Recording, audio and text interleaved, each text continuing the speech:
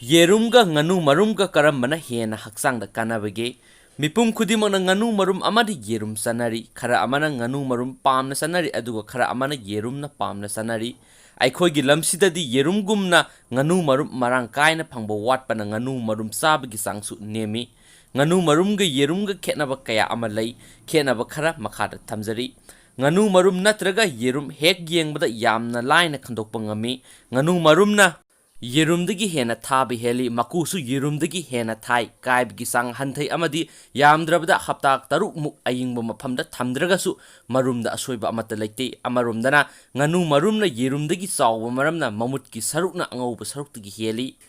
marum animak saba hainaba miyoi singi motki matung ina nganu marumna yerumdagi hena mahaulai sanaba polam kya semada yerum sizinabagum nganu marumsu sizinaba yai nganu marumna phetki saruk sang wangna leibana cake sabada hena pongphathanba ngamhalli ningsing bigadaba amana nganu marumda isingi sang yamna wangbana phutpa matamda henjinna phutkrabdi sakan chakan lawi marum animakta gram sama lumbada yawriba energy asi nganu marumda samaga marfuga manga kilo kilori yawi aduga yerumdana samaga nifuga mato kilo kilori yawi adubu marum animakta carbohydrate ki sangdi adumak sa manai protein gi sang yengbadasu nganu marumna sang wangna lei masidasu natana nganu marumda yawriba mineral sing selenium manganese copper potassium sodium phosphorus calcium amadi iron gi sangsu yerumdagi wangna lei marum animakta vitamin kharadi manana yawi adubu vitamin khara haibadi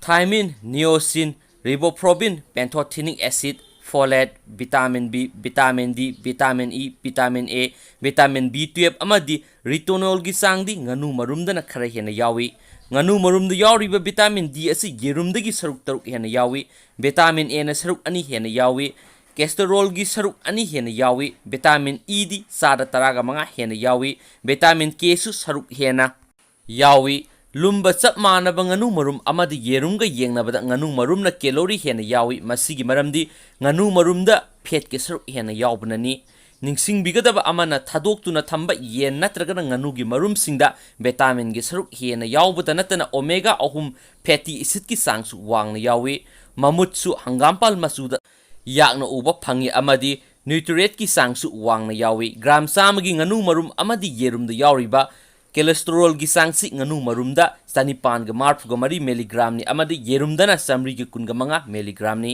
maramasina thamoi gi laina nabasina nganu marum sabada athingba pi adubu nganu marumda yawriba omega 3 fatty acid asidi miyoibagi brain gi health yamna phagat hali nganu marumsi alkaline oibana saraba matungda haksangda alkaline oiduna cancer thokanba cell-na hairiba alkaline medium de hingba ngamdabanina cancer naba miyoi singdi nganu marum sabasi yamna fai yerumsi acidic oiba maramna saba matamda haksangda acidic oihali nganu marum amada miyoibana nongmada sangdraba yadraba cholesterol phangba ngamhalli